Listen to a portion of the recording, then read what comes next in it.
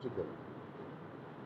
শুধু আমি না, আমাদের জেলা নেতৃত্ব যারা থাকবেন বা ব্লক নেতৃত্ব যারা থাকবেন, ব্লক সভাপতি থাকবেন, প্রত্যেকটা আগামী দিনে প্রত্যেকটা বুথের মিটিংয়ে ব্লক নেতৃত্বর উপস্থিতিতে বুথ মিটিং।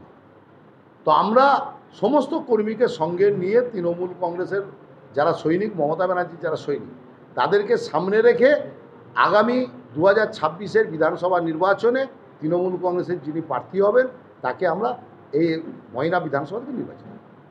অনেকে আছে যারা তৃণমূল কংগ্রেসের নির্বাচিত জনপ্রতিনিধি, কিন্তু তাদেরকে সেভাবে মানুষের সঙ্গে জনসংযোগে দেখা যায় না, তাদের উদ্দেশ্যে কি বলবেন?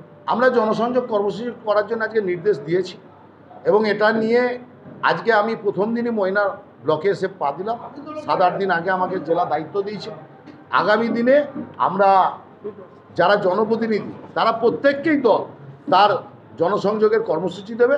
আমাদের যেটা দলের নির্দেশ, সাধারণ মানুষের কথা মাথা নিচু করে আমাদেরকে শুনতে হবে, মানুষের অভাব অভিযোগ শুনতে হবে, সেটাকে মিটাতে হবে।